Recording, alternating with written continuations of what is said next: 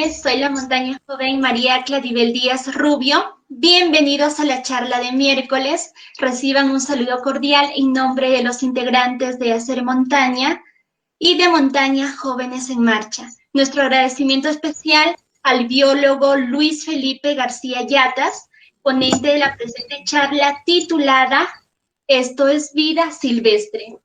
Tema: refugios de vida silvestre en el norte del Perú, en conmemoración hoy del Día Mundial de la Vida Silvestre.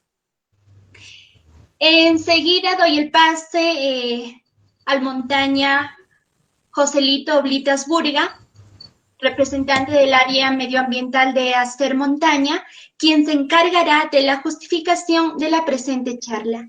Adelante, Joselito. Muy buenas noches. La presente charla, muy importante, primeramente para agradecer al ponente, el biólogo ingeniero Luis Felipe García Yatas, que muy a bien nos va a compartir hoy día referente a la charla Esto es vida silvestre, con el tema refugios de vida silvestre en el norte de nuestro país. Entendiendo que por qué se realiza esta charla en esta fecha tan importante, trascendental, necesitamos nosotros como ciudadanos, como sociedad, informarnos y más con gente experta que conoce y convive cerca o junto a estos espacios de vida, ¿por qué se realiza en el cual se van a estudiar esta noche, que denominamos espacios de vida silvestre? Necesitamos nosotros, como ciudadanos, para que como cada ciudadano, como ya decíamos, podamos reflexionar sobre la importancia, el valor de estos espacios y cuál es su función o acción de cada ciudadano que debe cumplir o encaminar esfuerzos para el cuidado de dichos espacios. ¿Por qué hacer estas charlas también?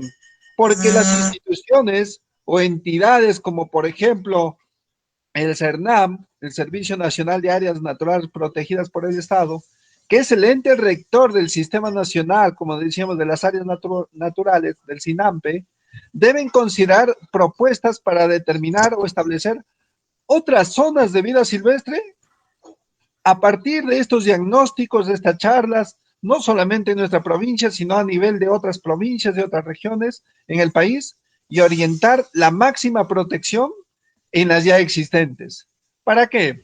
Para que con estos espacios o áreas nos sintamos nosotros comprometidos a ayudar a preservar la vida silvestre, tan importante no solamente para el campo, para el medio ambiente, sino para el desarrollo de los ecosistemas, para que la cultura también, la cultura ambiental de la ciudadanía y la biodiversidad no se encuentren afectadas, no solamente en nuestra provincia, sino a nivel regional, a nivel del país y, por qué no decirlo, a nivel planetario.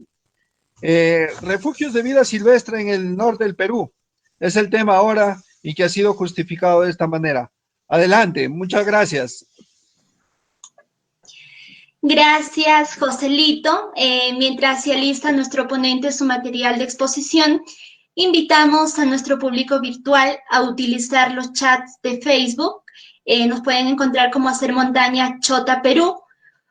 Y también recordando que Hacer Montaña, hacer la palabra hacer es sin H. Y también el Meet para enviar sus preguntas, recordando que sean oportunas, precisas, concretas y sin apartarse del tema, indicando su nombre completo, ya que durante la ronda de preguntas, esas preguntas o inquietudes serán resueltas también de manera precisa y concreta por el ponente en un tiempo máximo de 1 minuto y medio. Entonces, tenemos el gusto de presentar al biólogo Luis Felipe García Yatas con su tema Refugios de vida silvestre en el norte del Perú. Luis Felipe García Yatas, del Instituto de Investigaciones en Ecología y Biodiversidad, es egresado de la Facultad de Ciencias Biológicas, área de Botánica de la Universidad Nacional Pedro Ruiz Gallo de Lambayeque, especialista en botánica taxonómica andina y costera del Perú.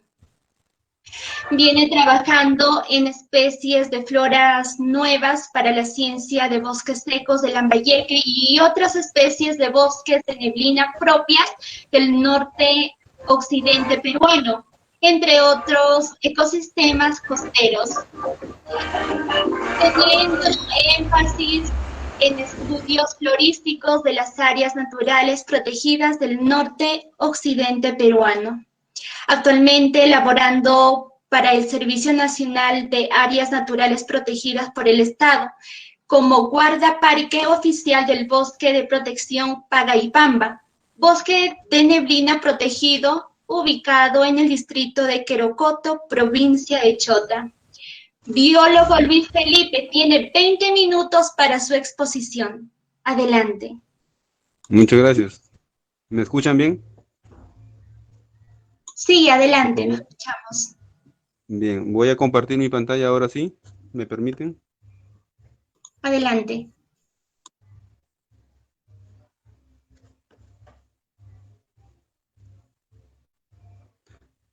Bien, a ver, vamos a esperar unos segundos para ver si se puede apreciar.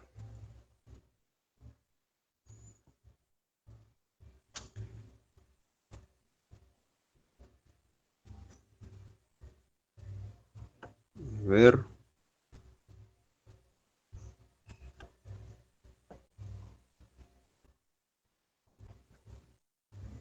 A ver, me avisan si se ve, por favor.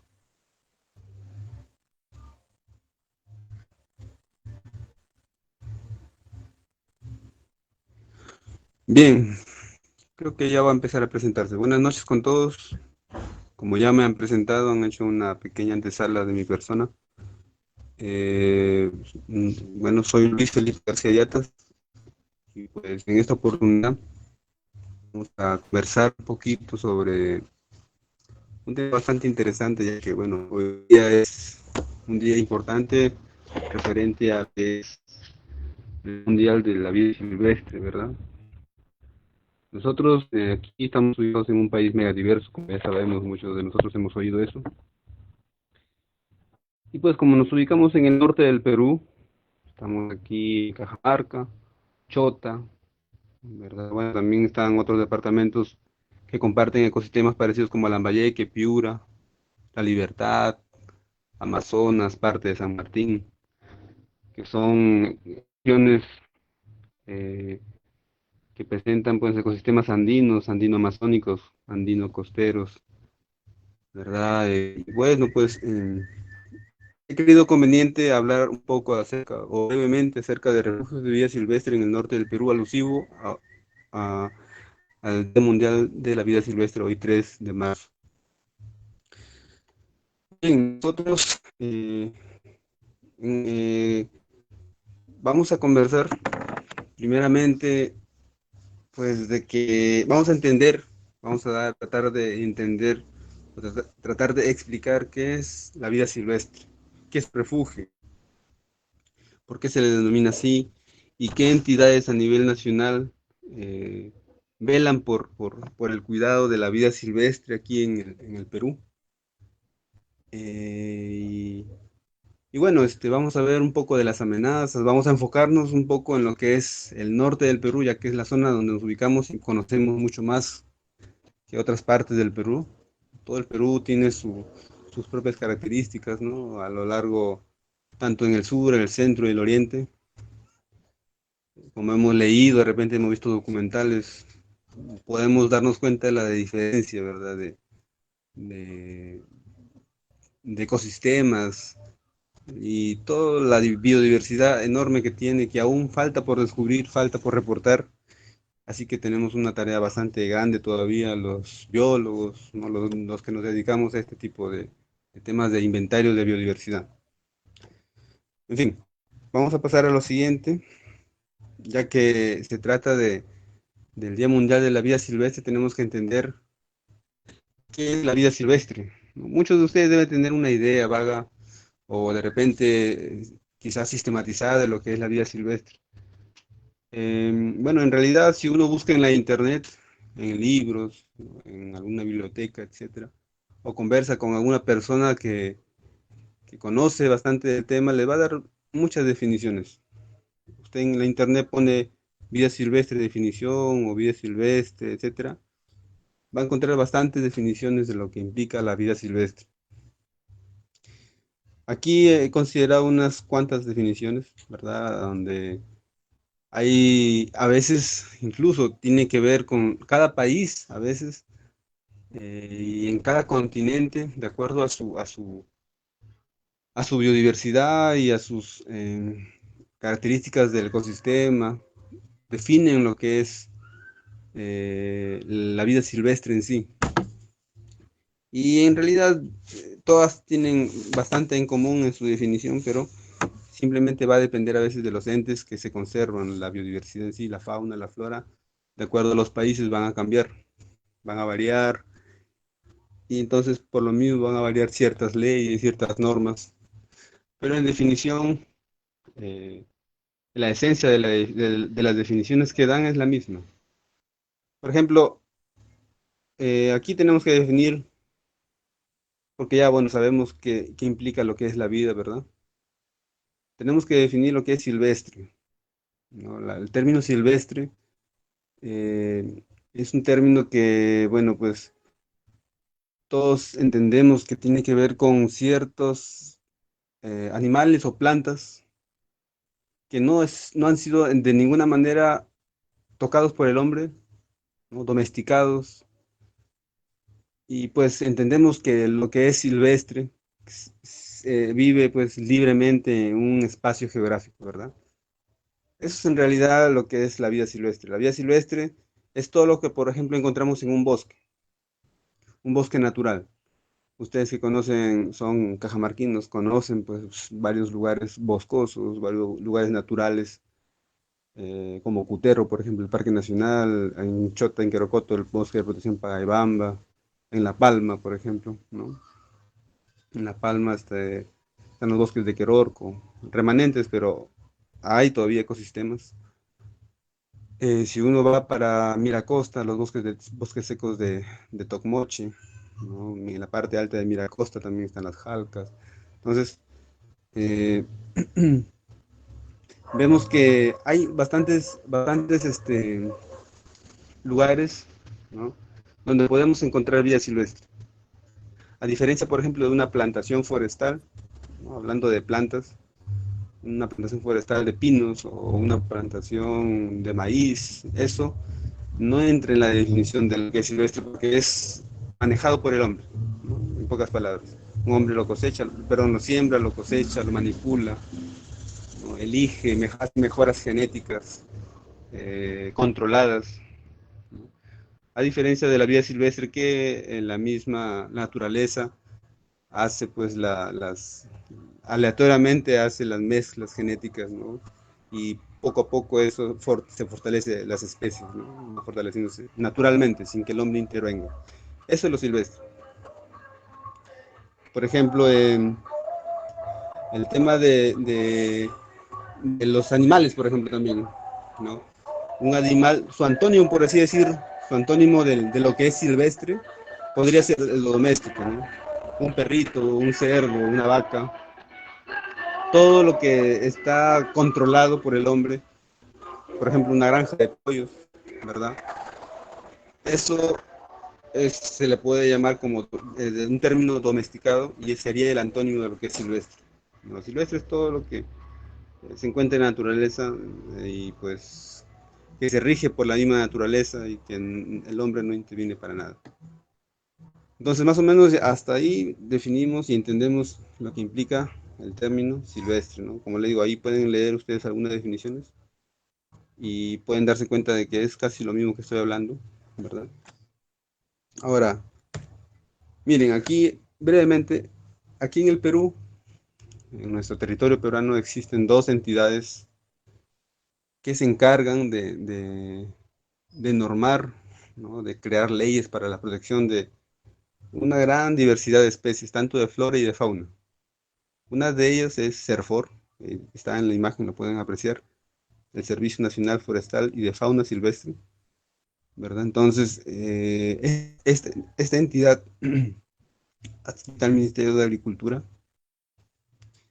se encarga de velar por la biodiversidad, en este caso la vida silvestre, fuera de las áreas naturales protegidas. O sea, en realidad CERFOR tiene mucho más amplitud de territorio para actuar. A diferencia de CERNAM, que es el Servicio Nacional de Áreas Naturales Protegidas por el Estado peruano, que solo vela, o sea, solo se restringe a lo que son áreas protegidas. Ustedes deben tener referencia, deben haber escuchado, leído, ¿no? Ya lo mencionó un profesor, habló del CERNAM, ¿no? Sin que antes se mencionara aquí. Y él tiene mucha razón al mencionar. El CERNAM cumple un papel muy importante. Y ya que sin estas áreas naturales protegidas, sin estos espacios protegidos, la biodiversidad tal cual la conocemos actualmente, pues estuviera mucho más degradada, mucho más perdida.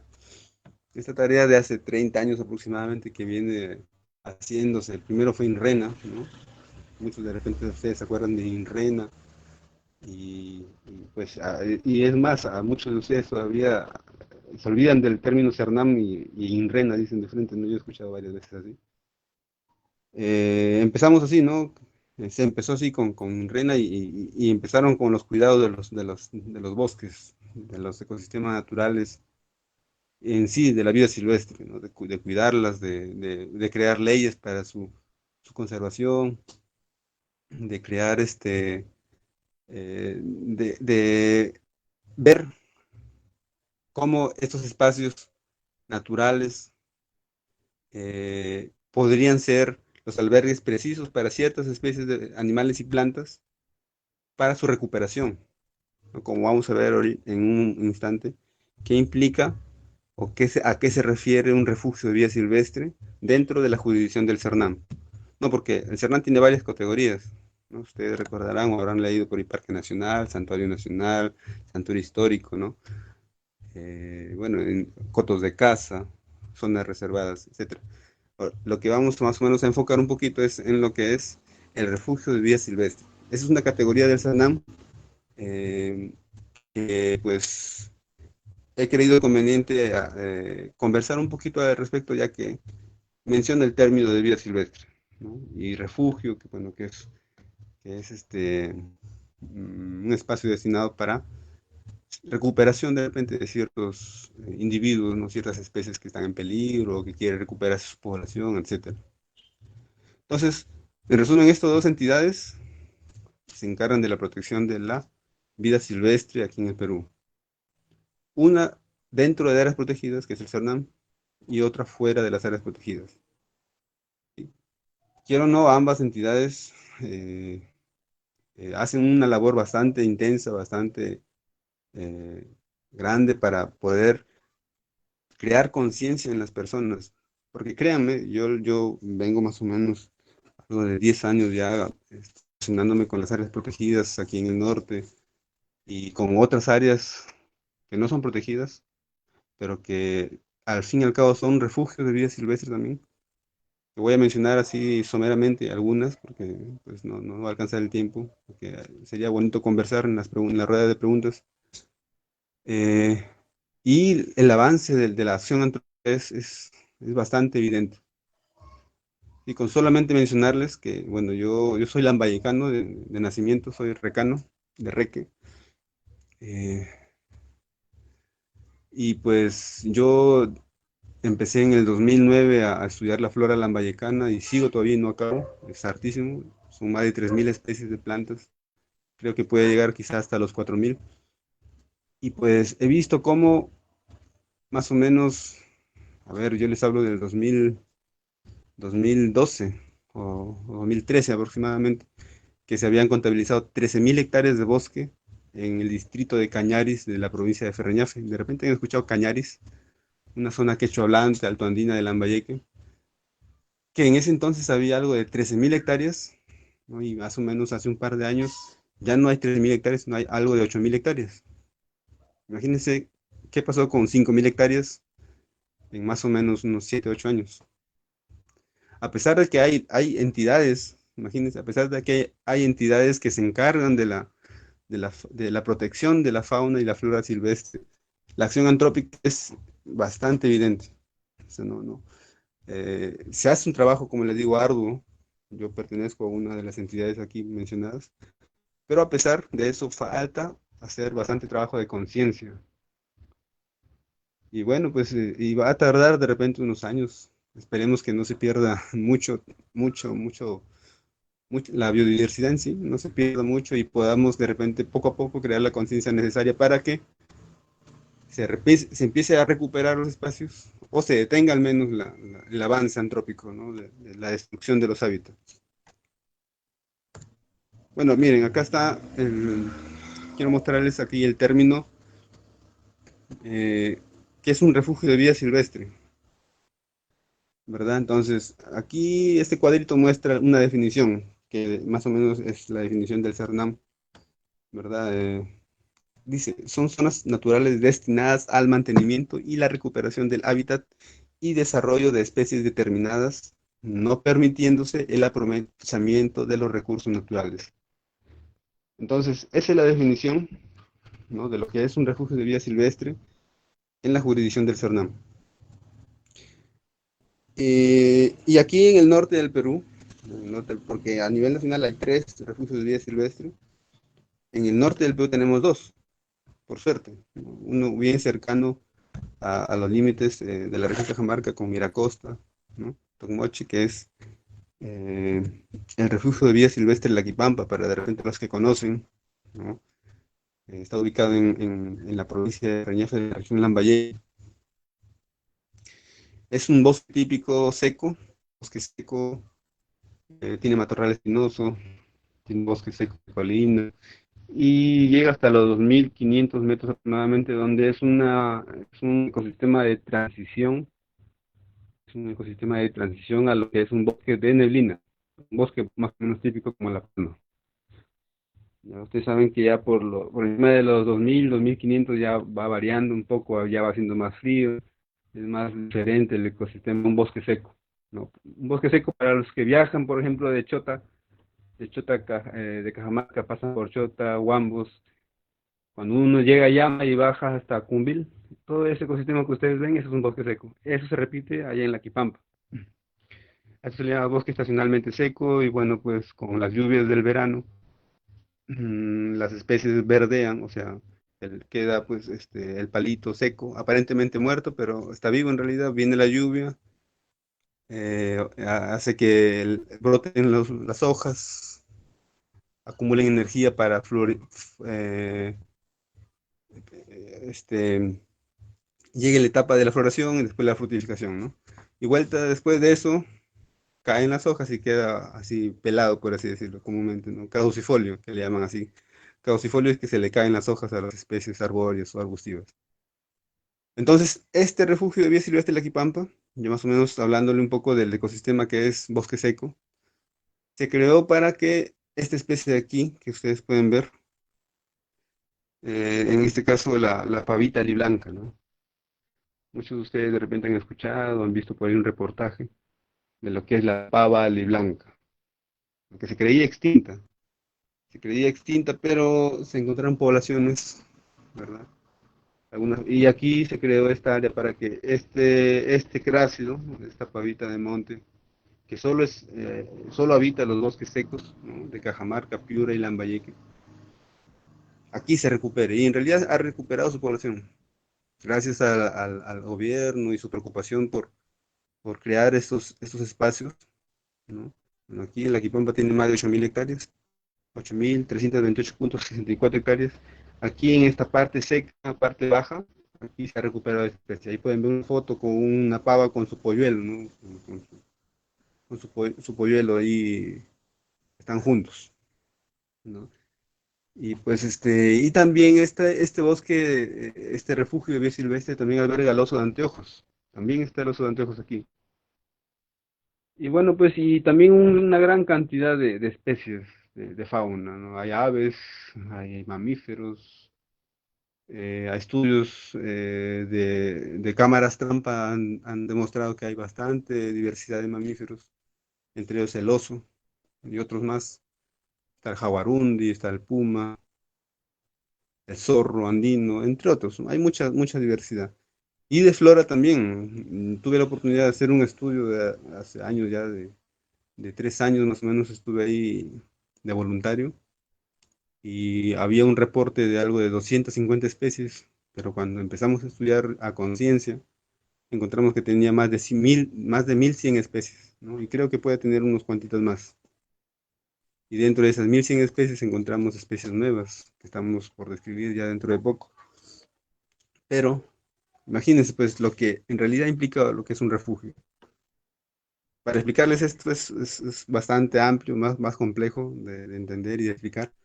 Así que vamos a dejar para de repente una próxima oportunidad, pero este es uno de los refugios que hay aquí en el norte, Lambayeque, muy cerca a Cajamarca. Y Cajamarca también tiene su refugio de vida silvestre. En este caso se llama Refugio de Vida Silvestre Bosques Nublados de Lima, ¿verdad? Bueno, pues de repente lo han escuchado. Es uno de los bosques que está ubicado un poquito al sur, ¿no? Un poquito al sur de Cajamarca, en la cuenca de Chancay, Lambayeque y Saña, ¿no? Parte de estas aguas van al río Saña, que es acá, desemboca al mar en la parte sur de Lambayeque.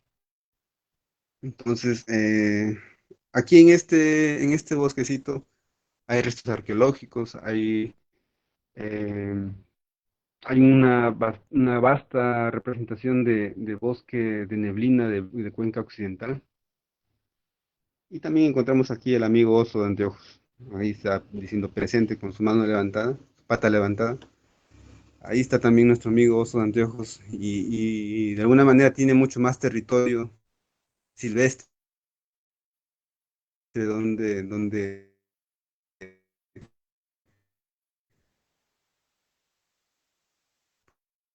poder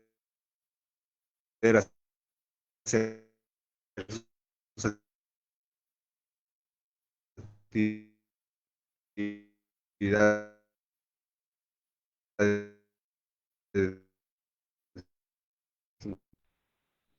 que es de bastante importancia, que al margen de lo que es preserva lo que es preserva lo que es la biodiversidad en sí, también brinda servicios ecosistémicos.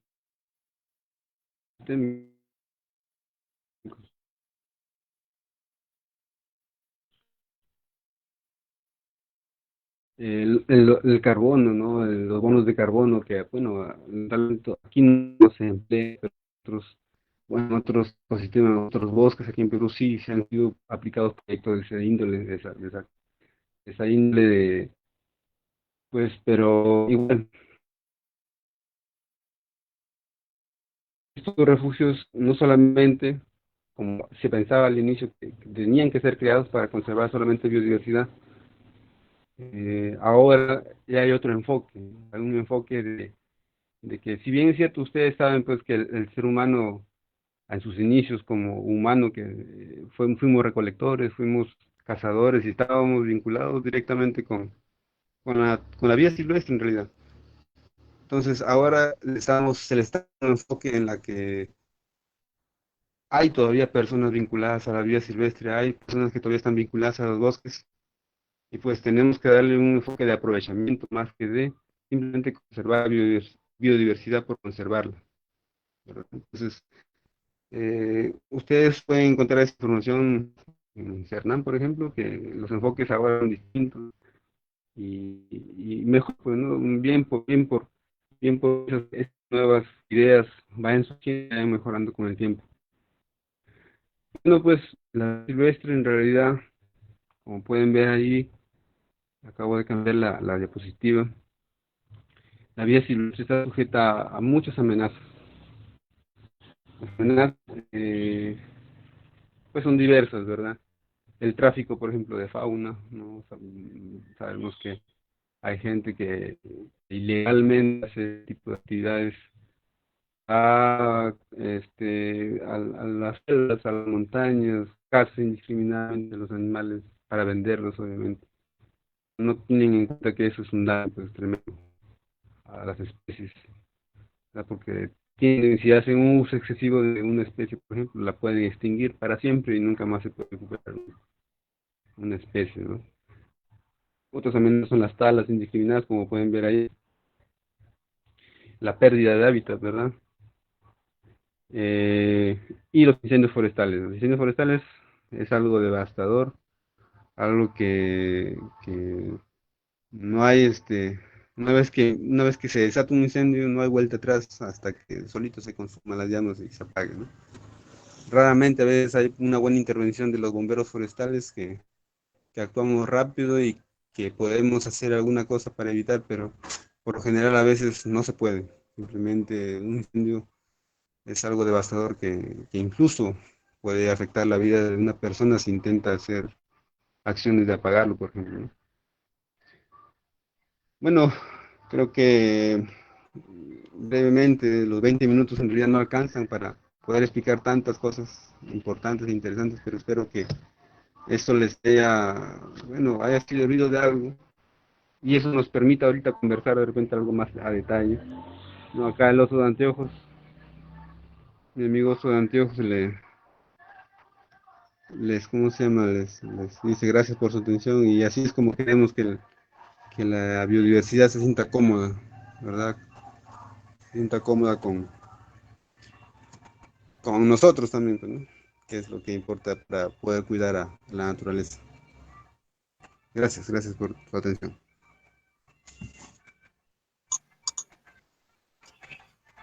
Gracias, biólogo Luis Felipe.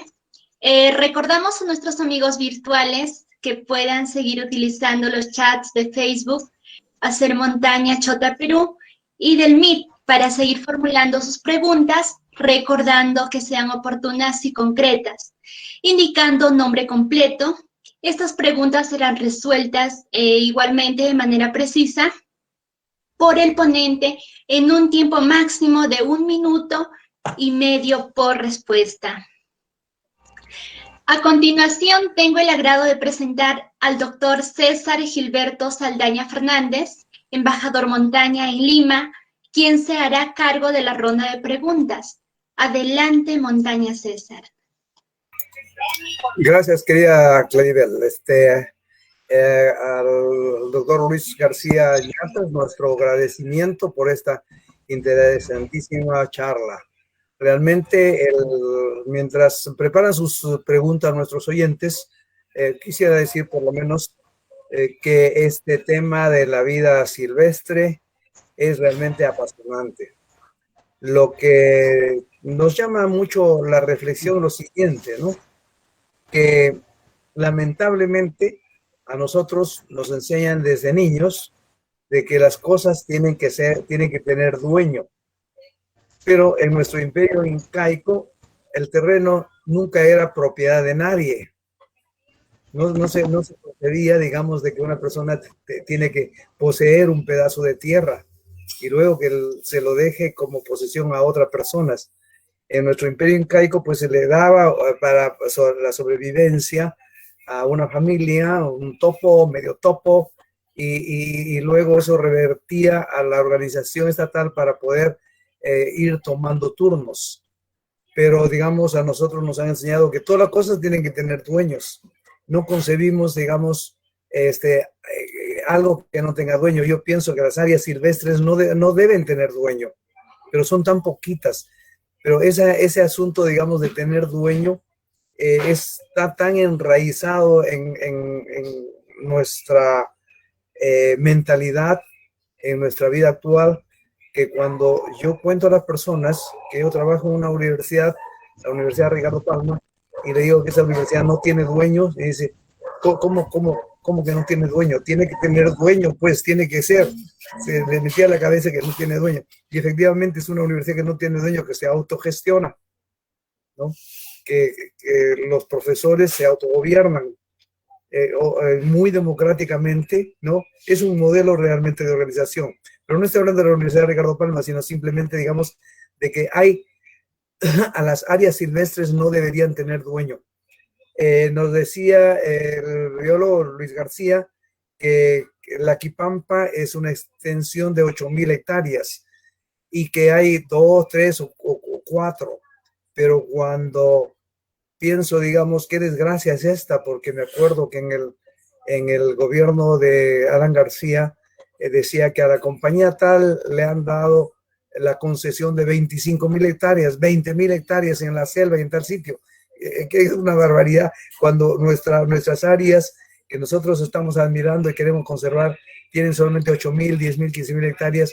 Hay alguien que puede tener potestad sobre una zona de selva de 20,000 hectáreas. Increíble, increíble. Entonces, esto llama a la reflexión. Nosotros como integrantes de la Asociación Hacer Montaña tenemos que llevar conciencia de que debemos proteger las áreas silvestres. Si bien ya nuestra sociedad mundial ha establecido que la cosa tiene que tener dueño, como Estado, como nación, nosotros debemos establecer que las zonas, porque acá tienen dueño hasta los cerros, las montañas, todo, ¿no? De acuerdo a la legislación peruana, no son del Estado las tierras eriazas, es decir, las que no sirven para la agricultura, ¿no? Pero no se considera tierras eriazas, digamos, a las zonas de selva, donde hay abundante vida silvestre. Yo creo que tenemos que hacer conciencia de esto, y ahora que estamos en época de elecciones, ojalá algunos de nuestros futuros representantes en el Congreso piensen en alguna ley que proteja la vida silvestre, y para proteger la vida silvestre tenemos que establecer grandes zonas intocables, ¿no?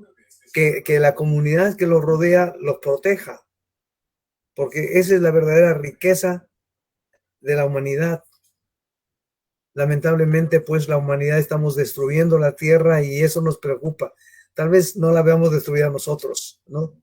Pero si vamos así, vamos a destruir nuestro propio hábitat. Y alguna persona, algún cacique decía que cuando el ser humano se autoelimine por lo que viene haciendo en general, entonces la tierra volverá a florecer. Bien, vamos a ver, gracias al biólogo Luis García Yatas, su conferencia, su charla siempre será sumamente interesante y muy bienvenida. Vamos a ver qué preguntas han suscitado, porque acerca de esto hay, pues, lógicamente muchas preguntas. Vamos a ver qué preguntas nos han hecho llegar para poder hacer llegar al biólogo Luis García Yatas. Joselito pregunta, gracias por la explicación al biólogo Luis. ¿Qué zonas en nuestra provincia podrían ser declaradas en conservación como espacios de vida silvestre? ¿Quién debe encaminar estos procesos? Atentamente, Joselito Oblitas Purga. Gracias. Al biólogo Luis García, por favor.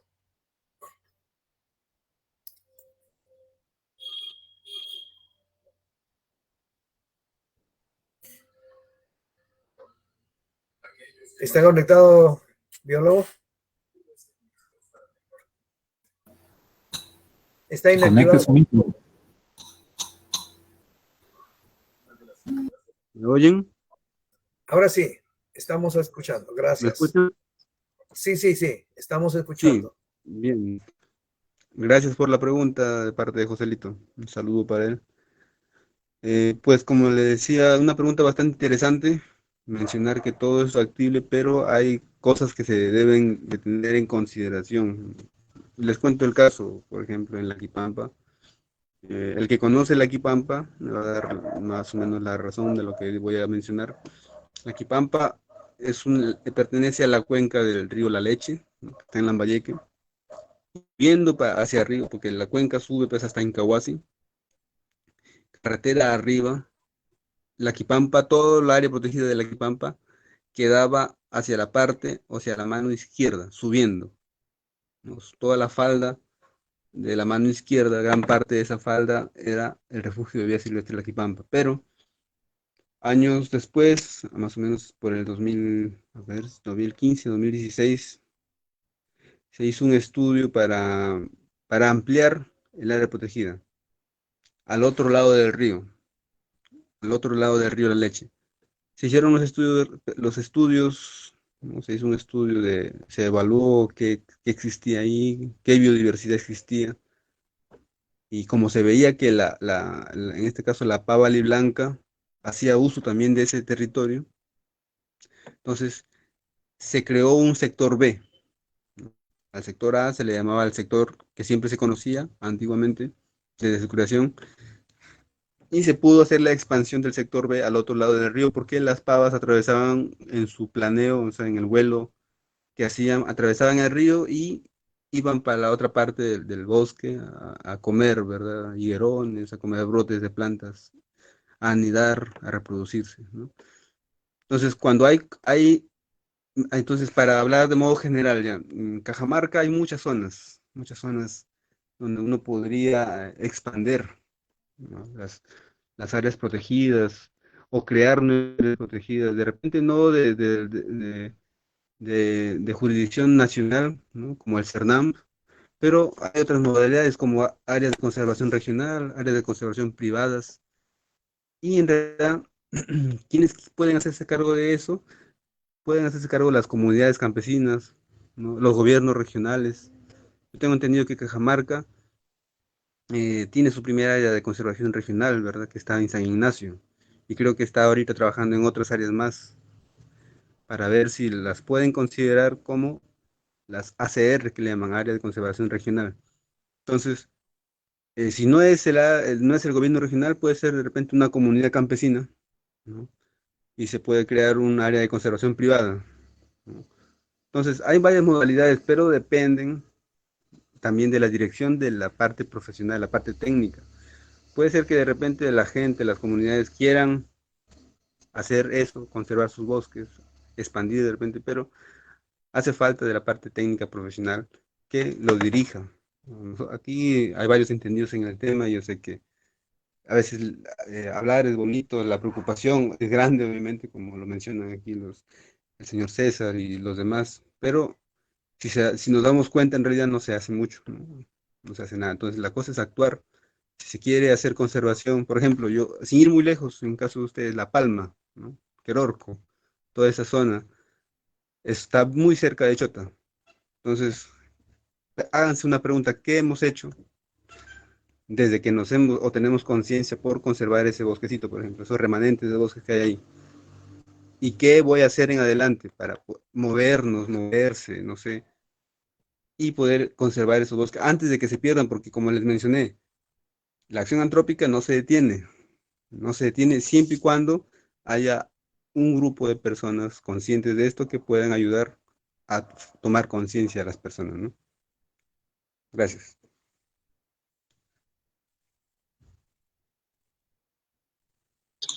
Doctor César, active por favor su micro. Gracias. Gracias.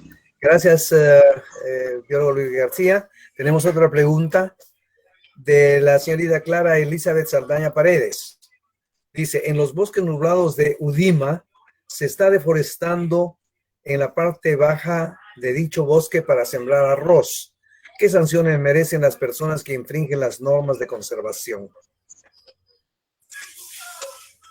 Bien, miren, como mencioné, el CERNAM tiene la jurisdicción, bueno, el CERNAM maneja mapas, ¿verdad? Mapas de sus áreas protegidas, están bien definidas, bien elaboradas en los partes de sus límites, y pues el CERNAM tiene jurisdicción dentro de eso.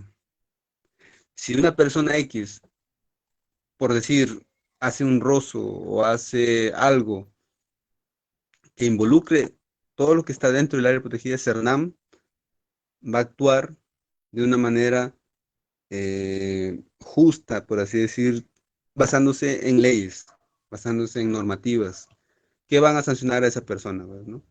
Hay multas, hay retribuciones que tiene que hacer la persona, incluso hay hasta denuncias que pueden terminar en cárcel. Entonces, uno tiene que tener en cuenta todas esas cosas antes de precisar hacer tipo de actividades, ¿verdad? Y fuera del CERNAN, como dije, está el CERFOR. Obviamente, una persona X, como digo, si hay un bosquecito o hay un ambiente natural, un ecosistema natural, está prohibido, ¿no?, deshacerse, por así decirlo, de ese ambiente natural para poder, por ejemplo, un sembrío de arroz. Y es ahí donde a veces en muchos de los casos la ignorancia de las personas es bastante grande que pues lo hace de repente sin saber, o algunos lo hacen sabiendo o arriesgándose, pero muchas veces también lo hacen por desconocimiento. Hacen por desconocimiento, actúan y después ya se ven en problemas. Entonces es por eso que hace falta bastante la divulgación. La divulgación es bastante importante para que la gente del campo muchas veces desconoce esto porque a veces no se llega, pues las personas, los técnicos, las personas que tienen la función de informar no llegan a la persona y a veces hay descoordinaciones y pasan, siempre pasa, pero de que hay sanciones, según la pregunta que me hace la señorita, hay sanciones y eso lo pueden encontrar en internet. En internet, cuáles son las sanciones por hacer esto y por hacer lo otro, etcétera, etcétera. Gracias, amigo Luis. También las comunidades cercanas pueden ayudar muchísimo en la conservación, por ejemplo, de estos bosques secos. Hay un bosque seco que tuve la ocasión de visitar cerca de Chongoyape, no recuerdo su nombre, pero la comunidad cercana se encarga, digamos, de recibir turistas. Es muy difícil llegar por allá, pero de todas maneras, la persona que tenemos interés podemos llegar. La comunidad cercana, hay que buscarlos allí y ellos mandan un guía y nos llevan. Pero las comunidades cercanas pueden hacer mucho porque eso es parte del turismo, creo. Gracias. Tenemos otra pregunta en este momento. Vamos a ver. Hay una pregunta interesante que me imagino muchos nos estamos haciendo. ¿Dónde están ubicados estos refugios? ¿Hay algún mapita, alguna cosa? De parte de Bueno, Carvajal. si se refieren a los dos refugios que acabo de mencionar, el refugio de vida silvestre La Quipampa está ubicado en Lambayeque, como dije, en la región Lambayeque, provincia de Ferreñafe, ¿sí? Y distrito de Incahuasi. Como les dije, es un bosque seco y en su parte más alta es una transición a bosque de neblina. Y pues está al pie de lo que es la cuenca del río La Leche. Y pues la otra área protegida está en Cajamarca, está ubicado bueno, en la cuenca del Chancay, ¿no? La cuenca del Chancay que baja, ¿no?, hasta lo que es el río Saña. Entonces, al menos en el norte están ubicadas esas dos áreas protegidas, no hay más. Después hay otras categorías como parques nacionales, como bosques de protección, ¿verdad? Santuarios históricos, cotos de caza, etcétera. Entonces, eh, solamente los bosques de los refugios de vida silvestre hay dos, están en Lambayeque y en Cajamarca. Muchas gracias, amigo Luis. Una pregunta de la señora Carmen Yulisa Buccelli Regis. ¿Es legal tener animales silvestres como monos, zorros, suri, etcétera, en cautiverio? Obviamente. Y de eso, bueno, sobre todo, esos casos se ven más en la selva, ¿no? En la parte selva baja, que es Tarapoto, Iquitos, Ucayali. Ahí hay mucha más diversidad de animales exóticos y hay la costumbre de cazarlos para venderlos, ¿verdad? Incluso hay un mercado que hasta los lleva al extranjero estos animalitos. Aquí en la parte costera del Perú, la parte andina, es muy difícil que ocurra eso, casi no se ve. Pero en las partes de selva baja, como repito, a la Amazonía baja, es donde ocurren estos crímenes, ¿no? Ahora es un crimen hacer eso. Entonces, obviamente que hay CERFOR en este caso, porque muchas de las veces, como el Cernam es bastante cuidadoso dentro de sus áreas protegidas, es muy difícil que haya, aunque hay, pero es mucho menos el poblador que hace esta actividad no se arriesga a entrar a áreas protegidas a hacer esto porque hay quien cuide, ¿no? Lo que ocurre es fuera de esas áreas protegidas, en zonas donde no hay a veces un personal fijo donde esté cuidando, porque es mucho más extenso. Entonces ahí ocurre la caza indiscriminada de animales y ahí entra CERFOR. CERFOR es una tarea bastante amplia y bastante ardua, pero a pesar de eso hay gente que en el común hablar nos saca la vuelta, ¿no? Uno está vigilando por una parte, se va por otro lado, caza animales y hace su negocio, pero una vez que caen también las personas, pagan sanción definitivamente por esa parte, ¿no?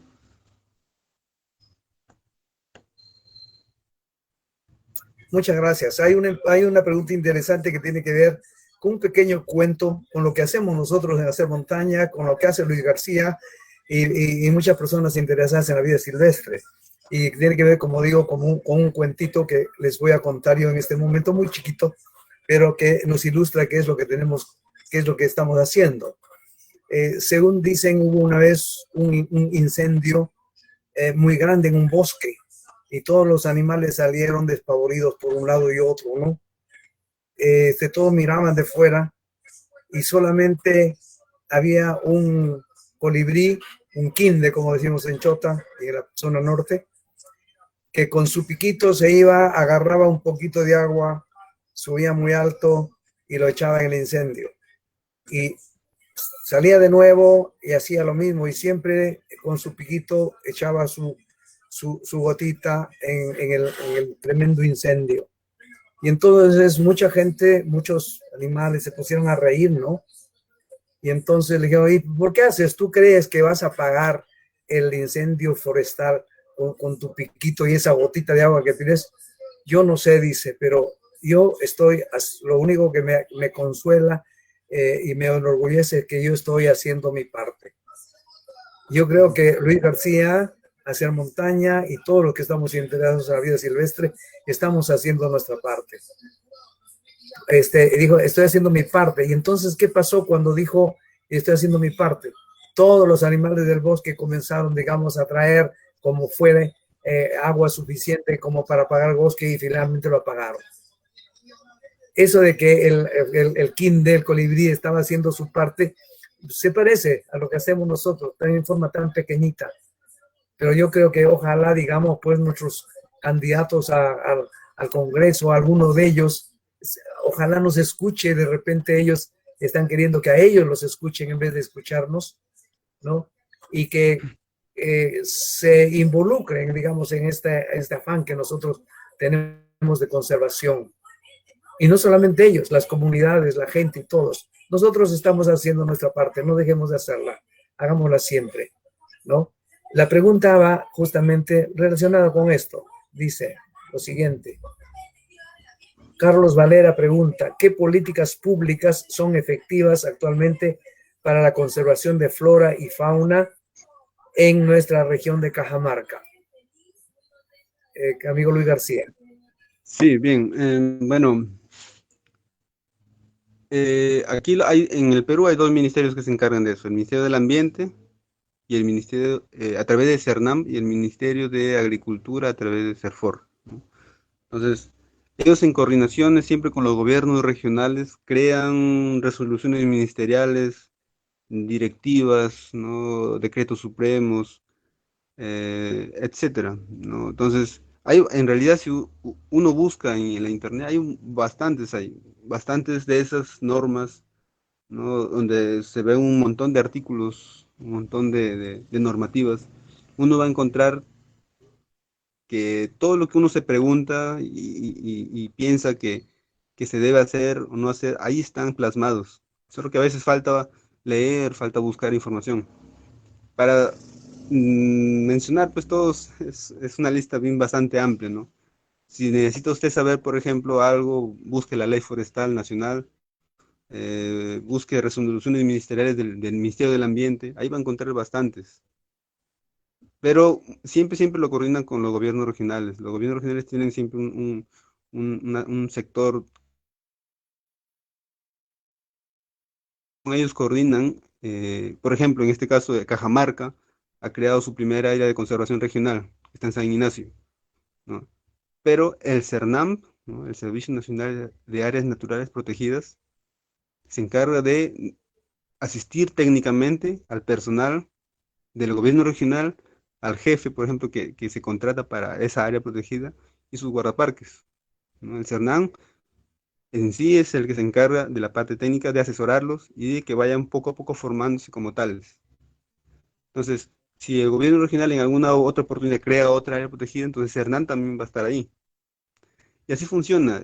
El CERFOR también hace su parte, porque como son fuera de áreas naturales que están en jurisdicción, o sea, de dominio nacional, ¿no? Como que es el CERNAM, ahí entra CERFOR a tallar y también apoya técnicamente. Por eso les digo, esto de las políticas, hay bastantes y pueden encontrarlo en las páginas, por ejemplo, del MINAN, del MINAGRI. Y también visitando el gobierno regional, ahí va a encontrar una vasta información. Gracias, amigo Luis García. Con respecto a esto de las políticas, yo siempre pienso que nuestros consejos distritales, provinciales, no toman en realidad la función que deberían tomar. Los consejos distritales y provinciales deberían ser gobiernos en pequeño, que vean no solamente la limpieza de las calles y el recojo de basura, ¿no? Tiene que ser un gobierno en pequeño donde vea absolutamente todos los aspectos, cómo van las escuelas, cómo van los caminos, cómo va el comercio hacia el exterior. Vamos a suponer que de Chota nuestro consejo debería preocuparse. Estamos mandando más alimentos hacia Chiclayo para poder recibir más dinero y entonces nuestros agricultores tener mejores posibilidades económicas. Eso es también el movimiento económico. Eso es como la exportación y la importación a nivel nacional. A nivel provincial nosotros también exportamos a Chiclayo, también importamos de Chiclayo. Y mientras más se mueva esos capitales, esos productos, la gente tiene mayor poder adquisitivo. Me dicen, yo no soy economista, pero me dicen, la economía se mueve de acuerdo a la velocidad de un país, depende de la velocidad con que se mueve el dinero. Si a mí como panadero me llega cada vez más rápido, me compra la gente mis pasteles o mis tortas o lo que fuere, entonces voy a tener más dinero para poder comprar más cosas y hacerme más viajes o hacerme más zapatos con el zapatero y así es. Entonces, mientras más rápido se mueve el dinero, mientras más rápido gasta la gente su dinero, entonces la gente produce mucho más. Entonces, a mí me parece que cuando nos dice por ejemplo, Luis García, ¿qué hacemos nosotros para preservar, digamos, pues, la ecología por la palma? Digo, y la palma tendrá que tener dueños, ¿no? Pero a nivel de gobierno, ¿qué podemos hacer? Perfectamente podemos hacer. Para eso existe, digamos, constitucionalmente la posibilidad de hacer, digamos, expropiaciones. Y expropiaciones no quiere decir que le quitemos sus propiedades a la gente. Quiere decir simplemente pagarle porque eso pertenece a un bien público y pagarle, se le paga. ¿Y cómo se le paga? De acuerdo a lo que él dijo que valía.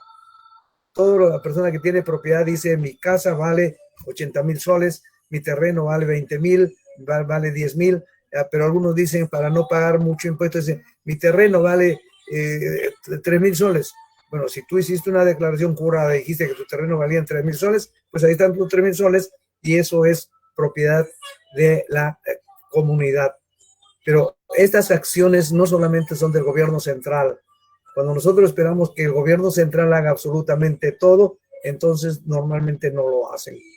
Pero los gobiernos locales, el gobierno de un distrito pequeño, si ve que su escuelita ande bien, que su escuelita esté limpia, que no le falte, y hacer, digamos, campañas con los padres de familia para amoblarlos, va a andar mejor, porque ese gobierno pequeñito, distrital, está preocupándose que de su camino esté muy ampliado, que las chacras no estén llenas de piedra. En nuestros tiempos del incanato había la minga, ¿no? La minca, ¿no? ¿Qué hacían? Que se reunían y le sacaban todas las piedras al terreno del vecino, y entonces en vez de producir, digamos, 20 sacos de choclo, producía 30 o 40, se aumenta la productividad. Pero todas esas cosas, como digo yo, son materia del gobierno local. El gobierno provincial debe pensar que son funciones mucho más amplias que las que actualmente muchos gobiernos hacen, gobiernos locales, de solamente ver la limpieza de las calles y recoger la basura y el ornato. No, ya terminó esa época. Solamente cuando nuestros gobiernos locales asuman su verdadera responsabilidad, vamos a empezar a tener cuidado también de las áreas silvestres y para cuidar esta vida silvestre justamente. ¿Había otra pregunta? Vamos a ver. Estaba haciendo un poquito de tiempo también para ver otras preguntas. En el Facebook. A ver.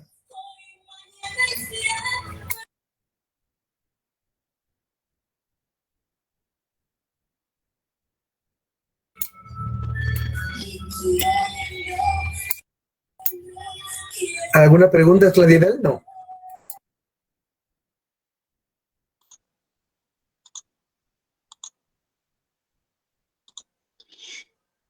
Sí, doctor, hay una pregunta.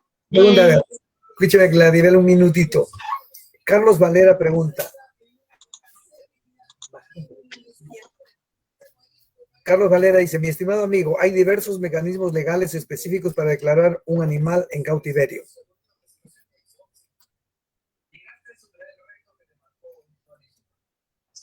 No sé si hay algún...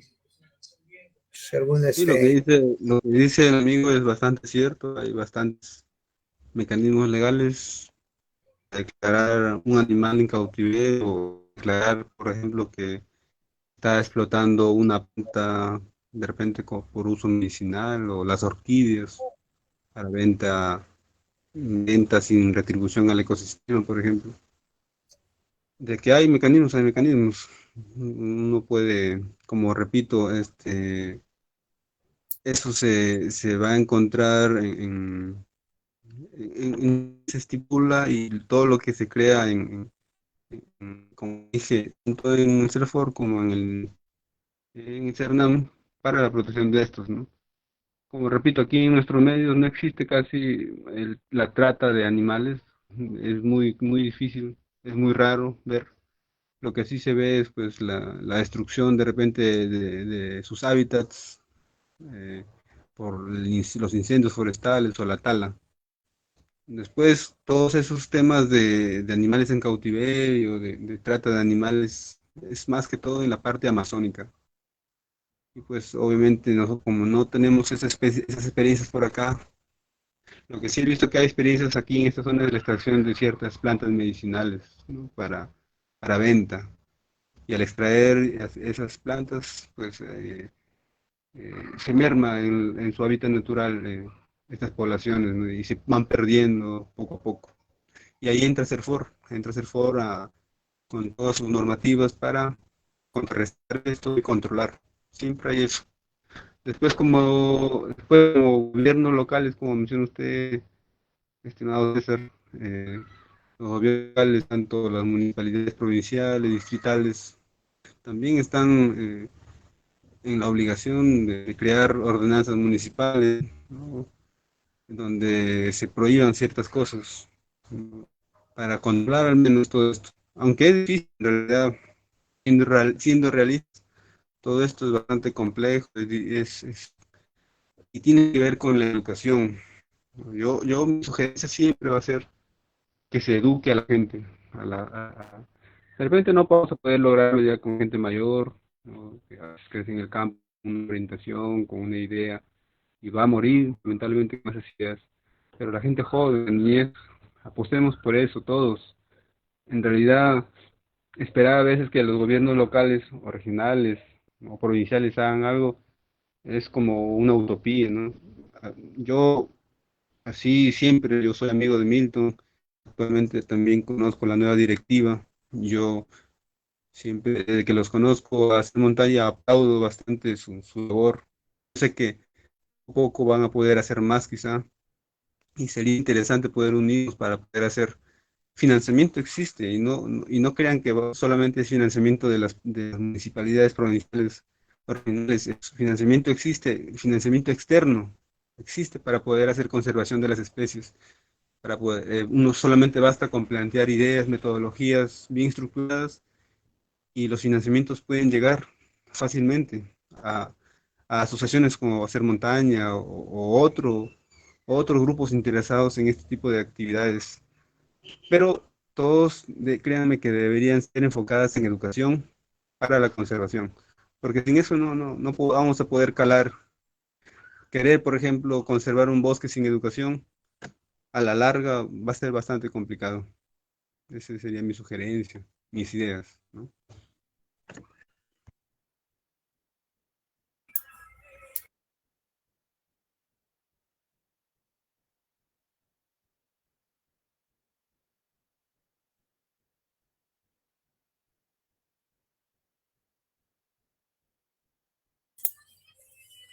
Hay otro comentario del señor Carlos Alejandro Castillo Lee.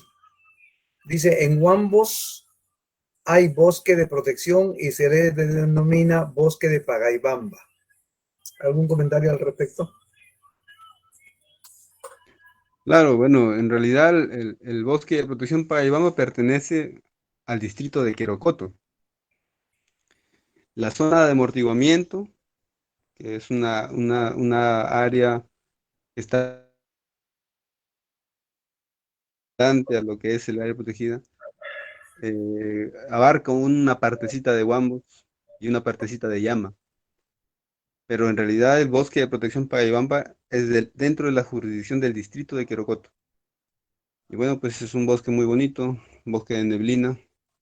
Pero sí, el recurso hídrico beneficia a estos tres distritos, tanto a Huambos, Querocoto y Llama. Y también, por ejemplo, en esa parte ya que hablan de Huambos, y bueno, y también se menciona a Llama, esa parte tiene también una zona conservada fuera del área protegida, ¿no? En la parte occidental ya, mirando para Llama, hay un bosque bastante interesante y bastante bonito que está fuera del área y que está bastante conservado y bastante interesante. Yo he paseado por ahí, he ido varias veces y créanme que da mucha pena que todo eso esté concesionado para minas, ¿no? Es lamentable que un bosque tan hermoso, tan bonito, sea concesionado para la parte minera y no podría de repente considerarse para la extensión del área protegida. Es una apreciación personal, en realidad. Gracias, amigo Luis García.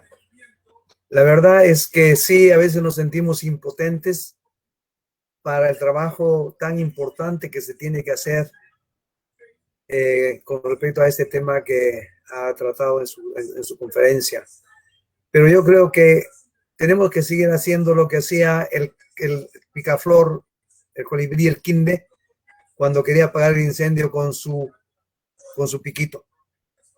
Hasta que los otros lo vieron y él dijo, yo lo único que hago, estoy haciendo mi parte, lo que me corresponde, sigamos haciendo nuestra parte.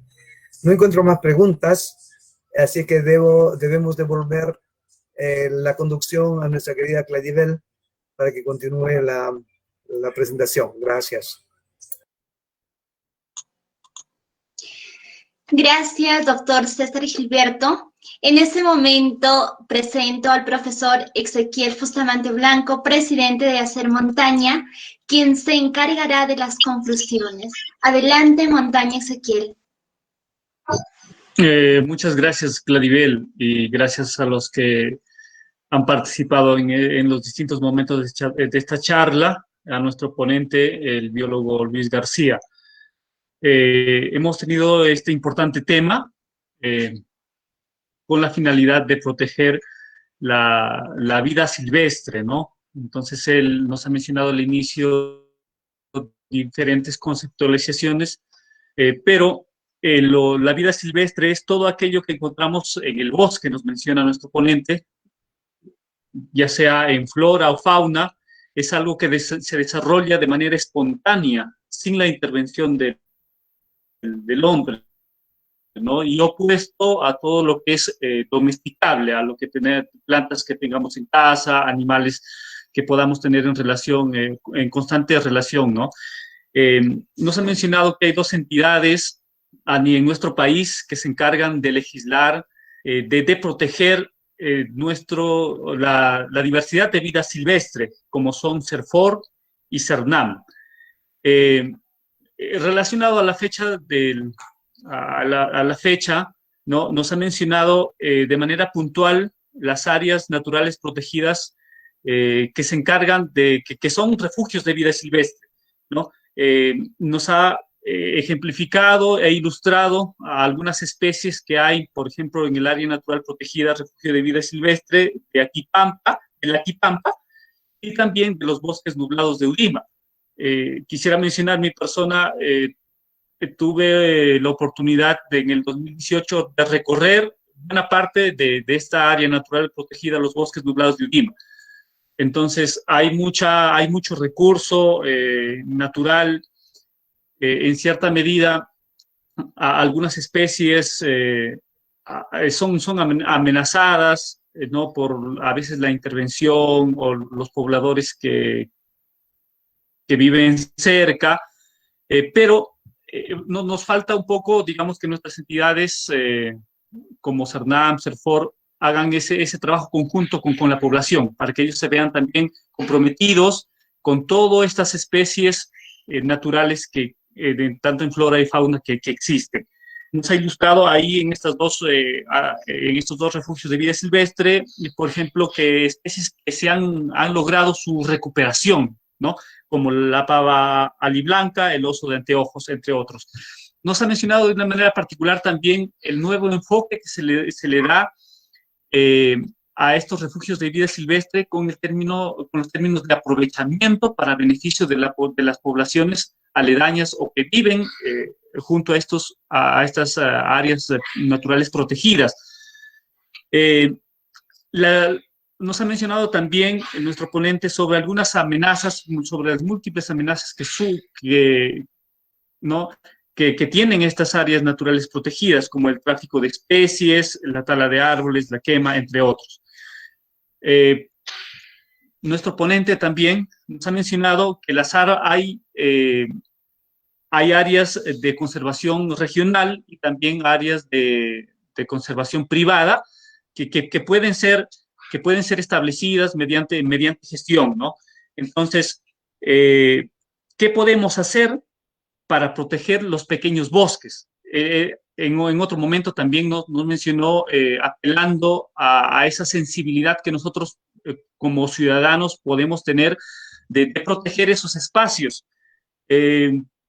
La mayoría hemos tenido a veces en nuestra infancia, los que hemos nacido en una zona rural, siempre hemos tenido como niños, esa motivación de explorar una zona montañosa, una colina, o a veces cuando amanece el día y cuando los primeros rayos del sol llegan a nuestra casa, a nuestro corredor, como se suele decir en el campo, hemos vislumbrado también cómo el sol llega a las partes más altas.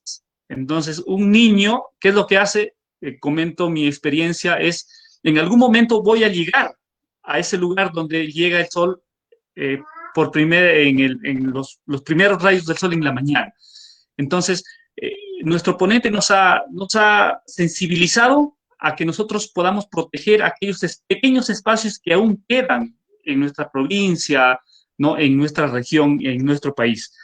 Con esto concluyo y bueno, y agradecer a nuestro ponente de manera en esta oportunidad. Muchas gracias a todos nuestros seguidores.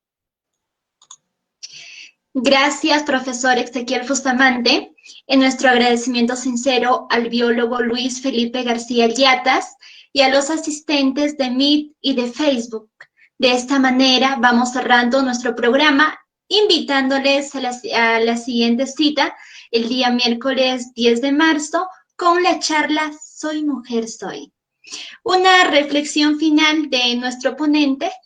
Lo escuchamos, biólogo Luis Felipe. Bueno, agradezco bastante la invitación. Siempre es un placer colaborar con los amigos de Hacer Montaña y, bueno, reiterar y recordarles que tenemos planes aún. Yo estoy bastante presto a cualquier idea que tenga que ver con la biodiversidad en Cajamarca, ya que estoy estudiando continuamente, nunca me detengo. Y pues, eh, pensemos siempre en la educación de la niñez y de la juventud. Los colegios, las universidades, no descansemos en eso porque es la única manera de poder cambiar la conciencia, por así decir, a 50 años. ¿No? Tengámonos de repente una meta compartida entre todos nosotros que entendemos esta situación de que el avance antrópico a veces en el campo no se detiene, pero créanme que como el profesor decía algo muy cierto, así como el kinder que da su gotita de agua para apagar un incendio, podemos hacer algo parecido. Esperemos que podamos hacer todos en conjunto algo parecido y pues educar a la gente, que es lo que más, algo más, es lo más que podemos hacer en realidad. Gracias por todo y buenas noches. Buenas noches a todos. Hasta la próxima charla de miércoles.